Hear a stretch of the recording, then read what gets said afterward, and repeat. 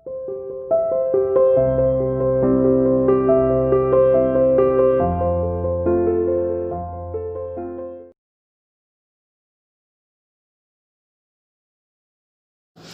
students, welcome to you CR International School online classes. Students, how are you? I hope that everyone is fine at your home.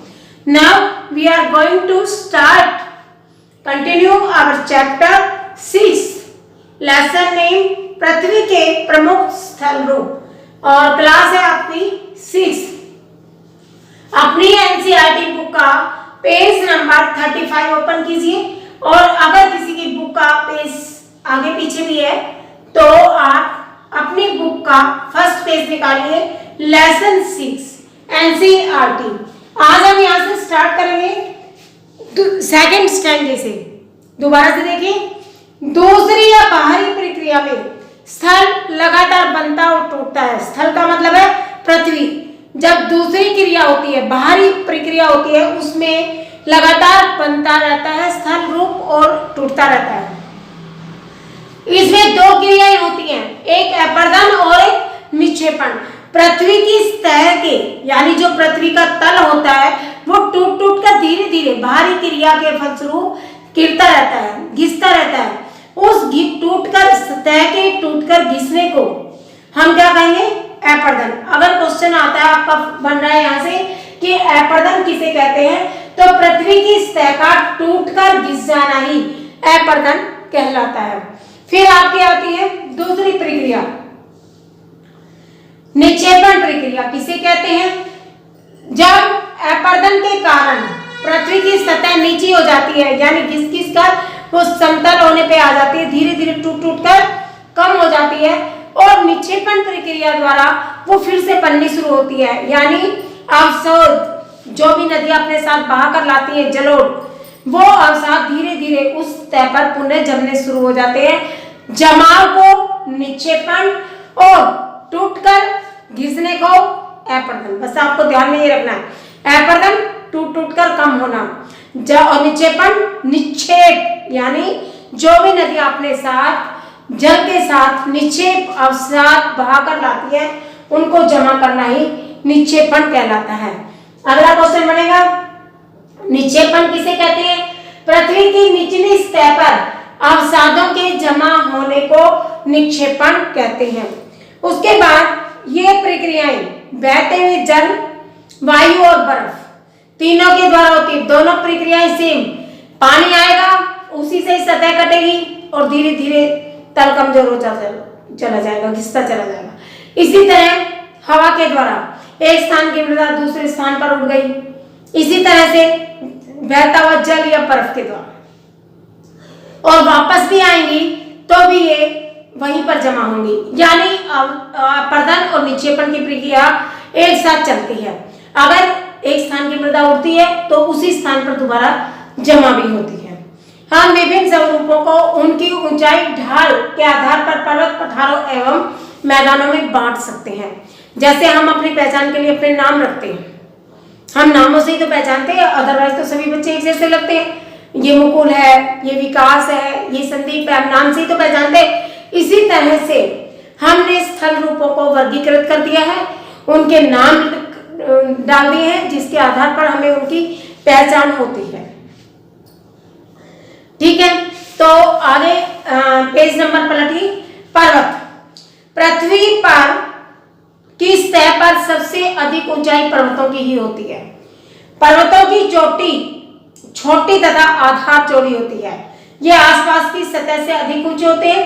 कुछ पर्वत बादलों से भी ऊंचे चले जाते हैं और ऊपर की ओर जाने पर उनकी जलवायु धीरे धीरे ठंडी होती जाती है। नेक्स्ट क्वेश्चन निकलेगा कि पर्वत किसे कहते हैं, ये कितने प्रकार के होते हैं। उससे पहले पृथ्वी के विभिन्न स्थल रूप कौन कौन से हैं और इनका कितने प्रतिशत भाग है स्थल में। तो देखिए, पृथ्वी के प्रमुख स्थल रूप जो है वो 3 हैं, पर्वत, पठार और मैदान। पर्वत स्थल पर 26% भाग में कुल क्षेत्रफल का, पठार 33% भाग पर और मैदान 41% भाग पर। इस तरह से 3 प्रमुख स्थल है। और पर्वत किसे कहते हैं? पर्वत अपने स्थान से वह भूभाग होता है, स्थलमंडल की वह सतह होती है जिसके ऊपर आसपास के क्षेत्रों से कुछ ऊंचा क्षेत्र जो उठा होगा वो पर्वत कहलाएगा। देखिए ये पृथ्वी की सतह है, इसके ऊपर ये ऊंचे उठे हुए भाग है, इस तरह से ऊंचे उठे हुए होंगे, उनको हम क्या कहेंगे? पर्वत। पहाड़ी भूभाग है जो आसपास की भूमि से करीबन 600 मीटर से अधिक ऊंचाई और खड़ी ढाल वाली पहाड़ी एरिया होता है जिसे हम पर्वत कहते हैं। कई पर्वत 8000 मीटर से भी ऊंचाई पर है, जैसे कि माउंट एवरेस्ट हाँ संसार का सबसे बड़ा ऊंचा शिखर है जो समुद्र तल से 8848 मीटर की ऊंचाई पर है। ठीक है, आप पृथ्वी ये उसके बाद हम पढ़ेंगे जैसे जैसे ऊपर की ओर जाएंगे तापमान कम होता जाएगा, जलवायु ठंडी होती जाती है। कुछ पर्वतों पर बर्फ की ऐसी नदियां होती हैं जो सदा जमी रहती हैं। ऐसा पानी मतलब बर्फ हमेशा पहाड़ों पर जमी मिलती है और उन्हें हिमानी कहते हैं। क्वेश्चन निकले, हिमानी किसे कहते हैं? पहाड़ों पर जमे हुए बर्फ के पर्वतों को। ठीक है, संसार में कुछ ऐसे पर्वत भी हैं जो समुद्र के अंदर हैं तथा जिन्हें आप नहीं देख सकते हैं।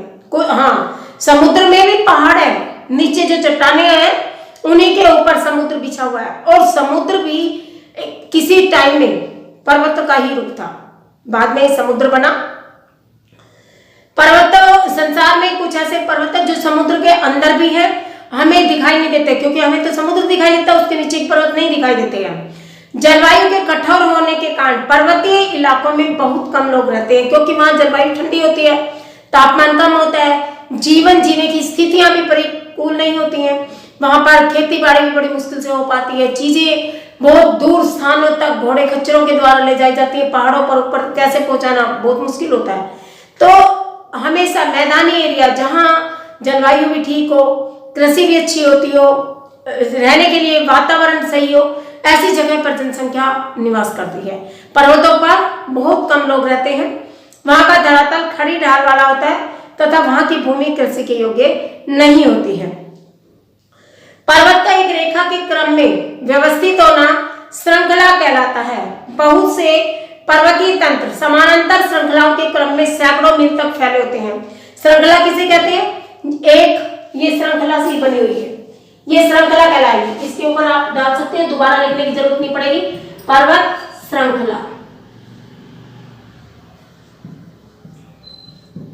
यानी एक लाइन सी बनी होना पर्वत की जैसे कि आप स्टूडेंट्स लाइन में चलते हो, हम उसे पंक्ति बोलते हैं, तो और इनकी जो एक लाइन में दिखाई देते हैं ये श्रृंखला बोली जाएगी। पर्वतों का एक रेखा के क्रम में व्यवस्थित होना श्रृंखला कहलाता है। बहुत से पर्वतीय तंत्र समानांतर श्रृंखलाओं के रूप में सैकड़ों मील तक फैले होते हैं। ऐसे लगता है बहुत बड़ी बड़ी श्रृंखलाएं यानी एक समानांतर एक जैसी दिखाई देते हैं दूर से, कि कहीं से आप पता ही नहीं कर सकोगे कि कहां पर रास्ता है। दूर से देखने पर पूरी श्रृंखला नजर आएगी और ये कई सैकड़ों मीलों तक फैले हुए हैं। Alps, Himalaya, Andes, Europe, Asia तथा दक्षिण अमेरिका की ऐसी ही पर्वत श्रृंखलाएं हैं। कौन कौन सी की? आल्प्स पर्वत की, हिमालय की, एंडीज की, यूरोप, एशिया तथा दक्षिण अमेरिका की। पर्वतों की ऊंचाई और आकार अलग अलग होते हैं। पर्वत मुख्य से 3 तरह के होते हैं: वलित पर्वत, बृहस्पति पर्वत और ज्वालामुखी पर्वत। आल्प्स तथा हिमालय वलित पर्वत हैं। इनमें वलित का मतलब मोड़ पड़ना, उबड़ खाबड़, ऐसे ऐसे लेयर सी होना। ये इनकी सतह उबड़ खाबड़ है, चोटियां इनकी शंक्वाकार है। भारत की जो अरावली पर्वत श्रृंखला है संसार की सबसे पुरानी वलित पर्वत श्रृंखला है। अरावली वलित श्रृंखलाओं में आते हैं। राजस्थान में भी, हरियाणा के फरीदाबाद और नूह जिले के आसपास ये श्रृंखलाएं मिलती हैं। अपरदन के कारण ये घिस गई हैं। उत्तरी अमेरिका तथा रूस के क्रमश अल्पेशियन, यूराल पर्वत गोलाकार दिखाई देते हैं। इनकी ऊंचाई बहुत कम होती है। ये बहुत पुराने वलित पर्वत हैं। कहां पर?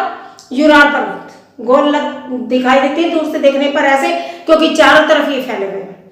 जब बहुत बड़ा भाग टूटकर ऊर्ध्वाधर रूप से विस्थापित हो जाता है तो बृहस्पति पर्वत बनते हैं। ऊंचे उठे उत्खंड को उत्खंड हार्स तथा नीचे में धसे हुए खंडों को हम कहेंगे द्रोणिका भ्रंश, ग्राबोन।